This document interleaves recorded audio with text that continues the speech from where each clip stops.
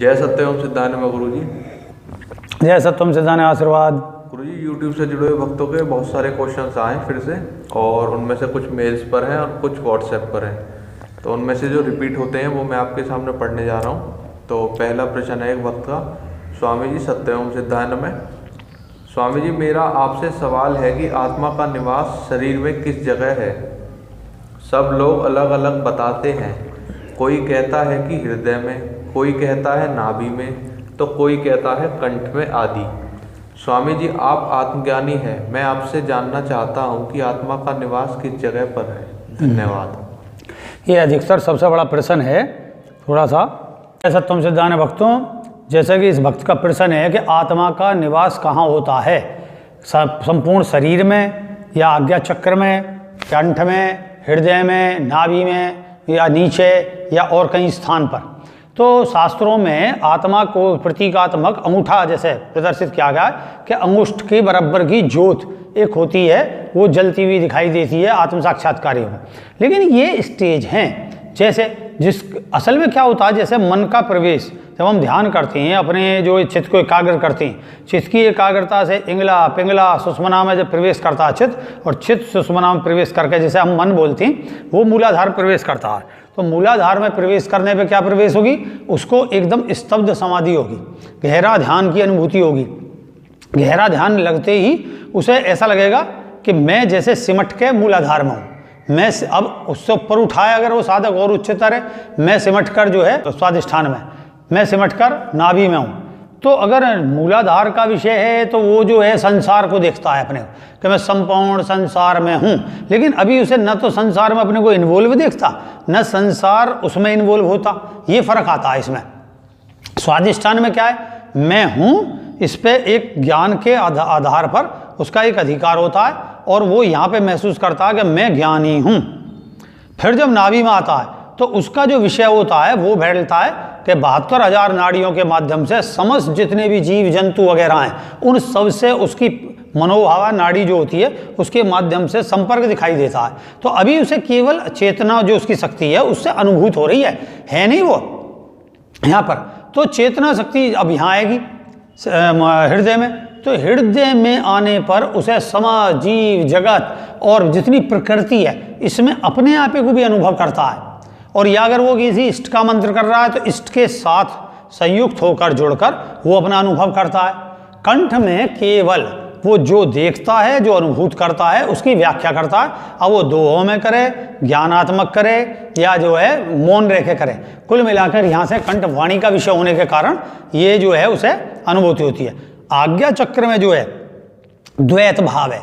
द्वैत, एक मैं हूँ, एक जगत है और जीव है, मतलब जगत और जीव एक ही हो गए। जो एक मैं हूँ और जो भी है मेरे अलावा वो दूसरा है, और ये जो दूसरा है ये मैं हूँ, और वो दूसरा मैं हूँ, अर्थात वो मेरे अंदर है, मैं उसके अंदर हूँ। फिर इसकी अनुभूति के बाद जब सहस्त्रार में आता है तो उसकी चेतना शक्ति सहस्त्रार में एकाग्र हो जाती है, अद्वैत अवस्था को प्राप्त हो जाता है। तो यहाँ पर उसे अनुभूति होती है मैं ही सर्वत्र हूँ, मैं ही सनातन हूँ, मैं ही, जैसे योगी बोलते हैं, मैं ही परमात्मा हूँ, मैं ही अखंड हूँ, मैं चराचर का स्वामी हूँ। इस तरीके जितने जो उसकी आत्मानुभूति के वाक्य होती वो उसे घोषित करता है। तो अब क्या हो गया, दोनों मंत्र हो गया।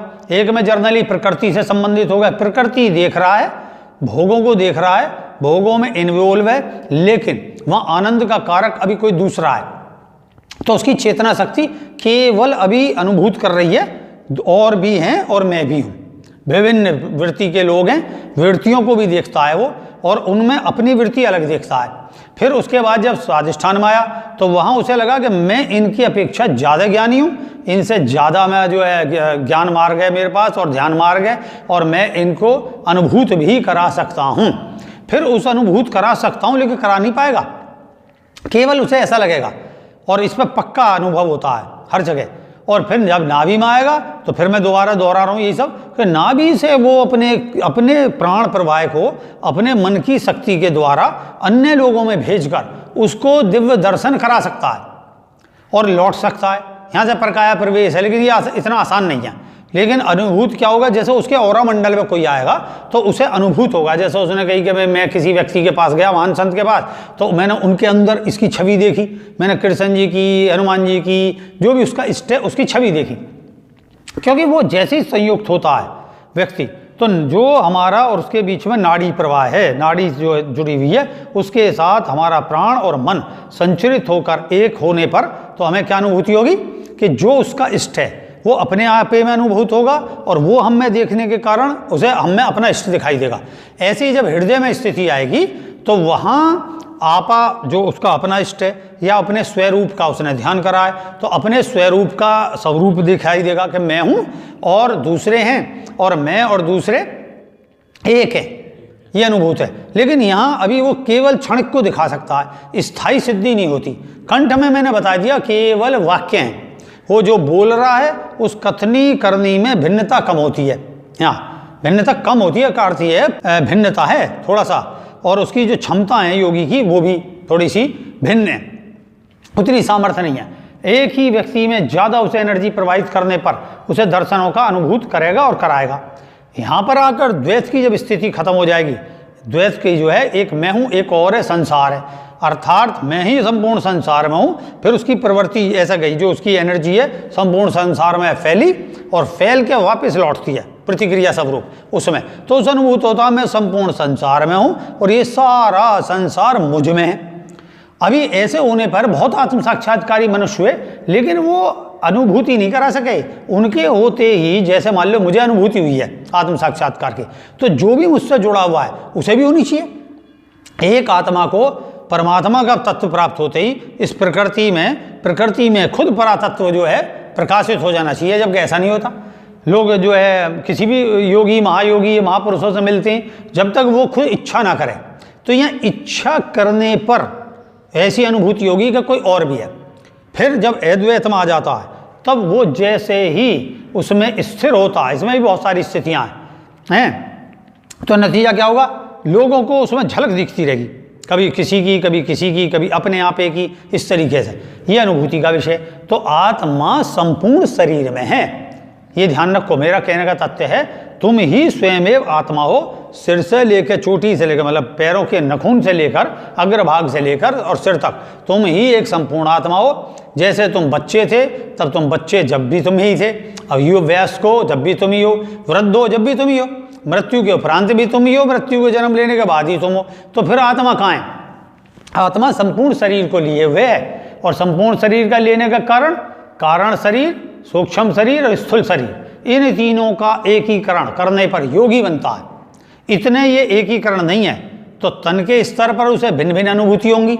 मन के स्तर पर जो सूक्ष्म शरीर है उसे जो है मनो से स्थिति से अनुभूति होगी कि मैं हूँ और भी हैं। और जब कारण जो शरीर है जो आत्मा ने धारण करा, किस कारण शरीर को धारण करा है, मतलब उसकी जो मूल कारण है जिससे वो लौटता चल रहा, राजा हुआ फिर योगी हुआ, या बहुत कंगला हुआ, कंगले से फिर राजा बना और फिर योगी की परंपरा में आएगा, तो तब जाके यहाँ आएगा, तब उसे सारे संपूर्ण में अनुभूति होगी स्वयं की, अपने आत्म साक्षात्कार की। और यही जो है आत्मा की परावस्था, परमात्मा को जानो, यही वेदों का वाक्य है। तो तुम्हें समझ में आ गया होगा कि वो ऐसे नहीं कि मूलाधार में है या स्वादिष्ठान में, नाभि में, हृदय में, कंठ में, आज्ञा चक्र में, वो संपूर्ण शरीर में है।